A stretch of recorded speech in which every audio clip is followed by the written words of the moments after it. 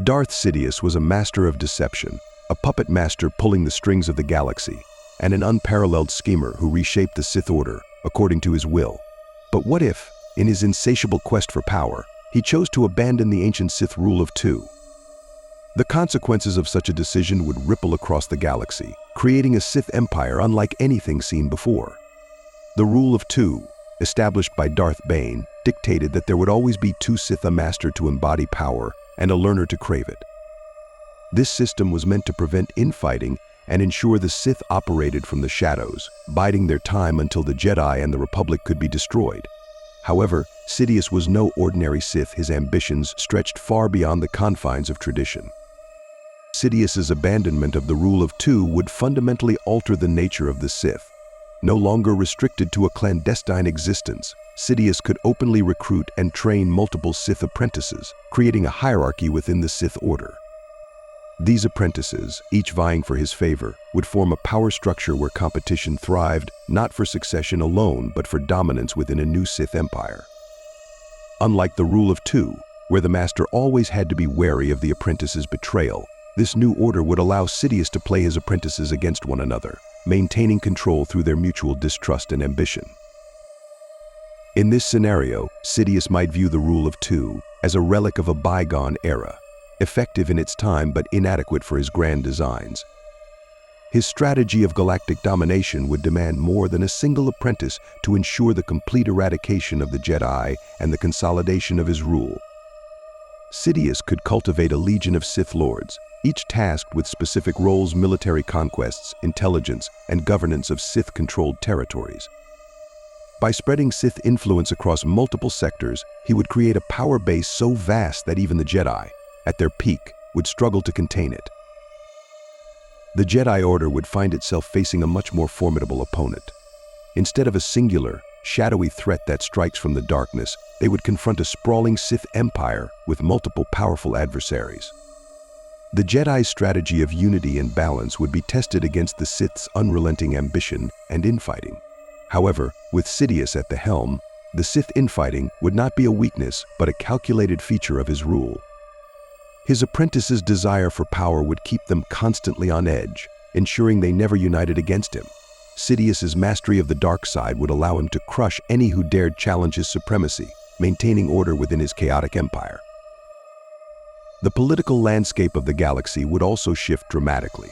In the original timeline, Sidious meticulously manipulated the Republic from within, using the Clone Wars as a tool to rise to power. However, with a multitude of Sith under his command, he might adopt a more aggressive approach. Open warfare, rather than subterfuge, could become the primary means of conquest. The Sith Empire would no longer hide in the shadows but declare its presence boldly, challenging the Republic and the Jedi openly. This would force the Jedi to take a more militarized stance earlier, potentially leading to an escalation of conflict on a scale never before seen. A crucial element in this new Sith paradigm would be the selection and training of apprentices. Without the rule of two's stringent guidelines, Sidious could afford to be more experimental. He could recruit from a diverse array of candidates, from disillusioned Jedi to warlords and mercenaries. This diversity would bring a variety of skills and perspectives to the Sith Order, enhancing its effectiveness in various fields. Each apprentice's unique strengths would be honed to serve specific purposes, creating a multifaceted force capable of tackling any challenge. However, this approach would not be without risks. The Sith's inherent nature, driven by ambition and betrayal, could lead to a fracturing of power. Sidious would need to be ever vigilant, ensuring that none of his apprentices became too powerful or too influential. His political acumen and mastery of the dark side would be crucial in maintaining a delicate balance. The constant state of competition and paranoia would prevent any one Sith from gaining enough allies to challenge Sidious directly, but it would also require immense effort and cunning to manage. The abandonment of the rule of two would also have profound implications for the dark side of the Force itself. The Sith's collective power, concentrated and expanded under Sidious's rule, could potentially unbalance the Force on an unprecedented scale. The dark side would grow stronger as more individuals tapped into its depths, corrupting entire star systems with its influence. This overwhelming dark side presence could lead to phenomena such as widespread natural disasters, the corruption of entire worlds, and even distortions in time and space. The Jedi would face not only physical threats but also the metaphysical consequences of this imbalance, further straining their already limited resources. From a narrative perspective, the abandonment of the Rule of Two offers rich opportunities for character development and exploration of Sith ideology. The apprentices' stories, their rise and fall, their schemes and betrayals would create a tapestry of dark intrigue and drama. Each apprentice's journey would reflect different aspects of the Sith philosophy, from blind ambition to calculated cunning, providing a deeper understanding of the dark side's allure and dangers. The constant interplay of loyalty and treachery among the Sith would highlight the complexity of their relationships and the precariousness of power. The galaxy under a Sith empire led by Sidious and his cadre of apprentices would be a darker, more dangerous place. Entire civilizations could fall under Sith rule, their cultures and histories erased in favor of the Sith doctrine. Resistance movements would spring up across the galaxy, led by remnants of the Republic, surviving Jedi, and brave individuals unwilling to bow to Sith tyranny. These resistance fighters would face overwhelming odds, battling not just for their survival but for the very soul of the galaxy. Yet, despite the Sith's overwhelming power, their greatest strength could also be their greatest weakness. The very nature of the dark side, its emphasis on selfishness and betrayal, would ensure that the Sith could never achieve true unity. The seeds of their downfall would be sown in their rise to power, as the constant jockeying for position and authority would eventually lead to internal strife. Sidious might control this dynamic in his lifetime, but his death could unleash a power struggle that tears the Sith Empire apart. In this alternate timeline, the galaxy's fate would hinge on whether Sidious's apprentices could maintain the empire he built, or if their ambition would lead to its collapse. The Jedi, even as they faced near extinction, would become symbols of hope and resilience, their legacy inspiring future generations to rise against the Sith. Ultimately, the galaxy's history would be shaped by the delicate balance between the dark side's destructive power and the enduring light of resistance. What if Darth Sidious, in his quest for ultimate power, decided that the Rule of Two no longer served his purpose? The galaxy would be thrown into unprecedented chaos, with the Sith Order reborn as a sprawling, multifaceted empire. Sidious's cunning and control would be tested as he navigated the complexities of this new order, balancing the ambitions of his apprentices while consolidating his dominion over the galaxy. In this alternate vision, the Rule of Two's abandonment would reshape the Star Wars saga, exploring the dark side's potential to its fullest extent and redefining the struggle between light and dark. If Darth Sidious abandoned the Rule of Two, Count Dooku's role within this alternate Sith hierarchy would become far more significant. In this scenario, Dooku would likely serve as a powerful lieutenant within the Sith Order, responsible for training and managing his own cadre of acolytes. Unlike the singular master-apprentice relationship that existed under the Rule of Two, Dooku would now oversee multiple Sith aspirants, each handpicked for their unique potential and skill sets. Dooku's charisma, aristocratic demeanor, and disillusionment with the Jedi Order made him an ideal recruiter. He would draw from a pool of individuals who had experienced personal loss, corruption, or disillusionment with the Republic. Former Jedi who shared his views on the Order's stagnation and moral failings would be prime candidates. Additionally, warlords, politicians, and even criminals who sought greater power would be enticed by the promise of the dark side. This network of acolytes, while loyal to Dooku, would ultimately serve Sidious's grander scheme. Sidious would ensure that Dooku's apprentices remained loyal to him through subtle manipulations and by keeping Dooku himself under close scrutiny. Each acolyte would be given specific tasks. Some might infiltrate the highest echelons of the Republic, while others would lead military campaigns or oversee the oppression of occupied territories.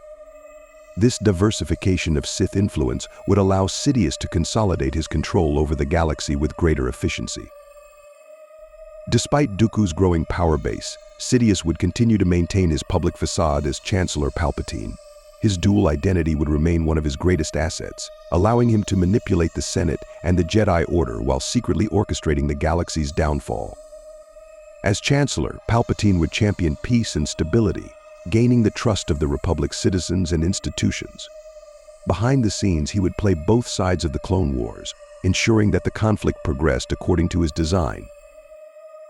Order 66 would still be the linchpin of Sidious's plan, but its execution in this timeline would be even more devastating. With a broader Sith network in place, the Jedi would face not only betrayal from the clone army, but also direct attacks from Sith acolytes embedded within the Republic and beyond. These acolytes could coordinate strikes against key Jedi strongholds, ensuring the Jedi's near total annihilation in a single, decisive blow. The Jedi, already stretched thin by the Clone Wars, would be unable to withstand such a multifaceted assault. Sidious's retention of his Chancellor persona would allow him to consolidate power smoothly after Order 66. The galaxy, already accustomed to his leadership, would see him as a savior who ended the Clone Wars and quelled the Jedi uprising. His transition from Chancellor to Emperor would be met with minimal resistance, as the people, exhausted by war, would welcome the stability he promised. Meanwhile, the remaining Sith, including Dooku's surviving acolytes, would solidify their positions within the newly formed Galactic Empire, each overseeing various aspects of governance, military operations, and the suppression of dissent. In this reality, the Sith's abandonment of the rule of two would lead to a galaxy where their control was far-reaching and deeply entrenched. Sidious, by balancing his dual identities and leveraging the ambitions of his numerous apprentices, would ensure the Sith's dominance for generations to come. The Jedi, reduced to a handful of survivors scattered across the galaxy, would become symbols of a lost era, their hope of restoring balance to the Force diminished but not extinguished. Despite his reliance on a growing number of Sith acolytes, Sidious would remain the ultimate authority in this new Sith paradigm. His mastery of the dark side and his unrivaled political cunning would keep the various factions of Sith in check. Each acolyte, including those under Dooku's tutelage, would be acutely aware that their power stemmed from Sidious's favor. Sidious's ability to balance these competing ambitions would be key to preventing any one faction from becoming too powerful. Count Dooku's role as the visible leader of the separatist movement would remain central to the Grand Deception. His acolytes, many of whom might serve as commanders and operatives in the Confederacy of Independent Systems, would amplify the military might of the separatists. These Sith-trained operatives would give the separatists a tactical edge, employing dark side techniques on the battlefield and sabotaging Republic efforts at every turn. The Clone Wars, already a galactic-scale conflict, would become even more brutal and destructive with the direct influence of these dark warriors. Meanwhile, Palpatine's public persona as Chancellor would allow him to continue consolidating power within the Republic. His speeches in the Senate would decry the horrors of the war while subtly pushing for more authority to combat the growing separatist threat. Every piece of legislation, every emergency power granted to him, would bring the Republic closer to its transformation into the Empire. His ability to maintain the trust of the Senate and the populace, even as he orchestrated their downfall, would be a testament to his unparalleled political acumen. The Jedi, caught in the crossfire of a war they were never meant to fight, would find themselves increasingly outmaneuvered. Not only would they have to contend with the ever-growing separatist forces, but they would also face covert attacks from Sith operatives embedded within the Republic itself. These operatives, acting under Sidious's orders, could undermine the Jedi from within, spreading distrust and misinformation. The Jedi's efforts to uncover the truth behind the Sith's resurgence would be constantly thwarted by Sidious's dual role as both their trusted ally and their greatest enemy. The execution of Order 66 in this timeline would be a meticulously coordinated operation, far surpassing the version seen in the original timeline. With Sith acolytes positioned in key locations, the destruction of the Jedi would be thorough and immediate. These acolytes would not only lead clone troopers in the assault, but also personally engage Jedi survivors, ensuring that even the most powerful masters were eliminated. The Jedi Temple on Coruscant would fall in a matter of hours, its defenders overwhelmed by a combination of clone forces and dark side warriors. Palpatine as Sidious would emerge from the ashes of the Republic as the uncontested ruler of the galaxy. His declaration of the Galactic Empire would be met with widespread support, as the people, weary of war and disillusioned by the Jedi betrayal, would see him as a beacon of stability.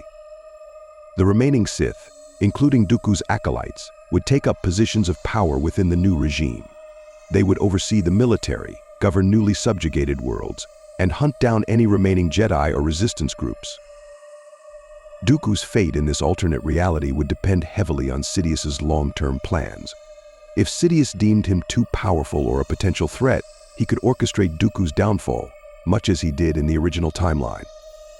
However, with the rule of two no longer in effect, Sidious might instead keep Dooku as a valuable asset, allowing him to continue his role as a mentor and overseer of the Sith's military operations.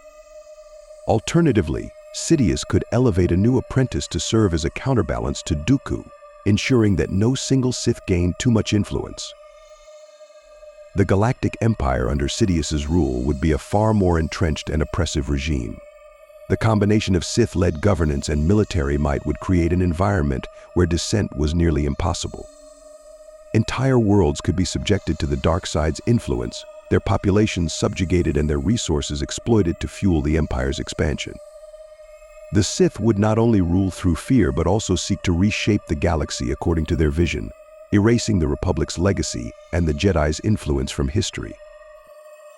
However, as with any Sith-dominated system, internal conflict would remain an ever-present threat. The very nature of the dark side, with its emphasis on ambition and betrayal, would ensure that power struggles continued to simmer beneath the surface. Sidious would have to constantly manage these tensions, using his unparalleled cunning to play his apprentices and acolytes against one another. This delicate balance would be sustainable as long as Sidious remained alive and in control, but his eventual death could unleash a chaotic struggle for power that might destabilize the Empire. The remnants of the Jedi Order, though scattered and diminished, would still pose a threat to Sidious's rule. Jedi survivors, such as Yoda and Obi-Wan Kenobi, would go into hiding, waiting for the right moment to strike back. They would work to preserve the Jedi's teachings and train the next generation, keeping the hope of restoring balance to the Force alive.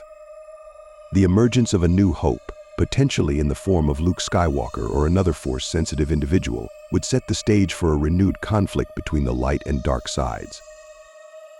In this alternate timeline, the galaxy would face an even darker and more oppressive future under Sidious's rule. The abandonment of the rule of two would allow the Sith to achieve unprecedented levels of power and influence, but it would also sow the seeds of their eventual downfall. The struggle between the Sith and the Jedi would continue, driven by the unending conflict between the light and dark sides of the Force. The galaxy's fate would hinge on whether the Jedi could rally and rise again, or if the Sith's reign would mark the permanent triumph of the dark side.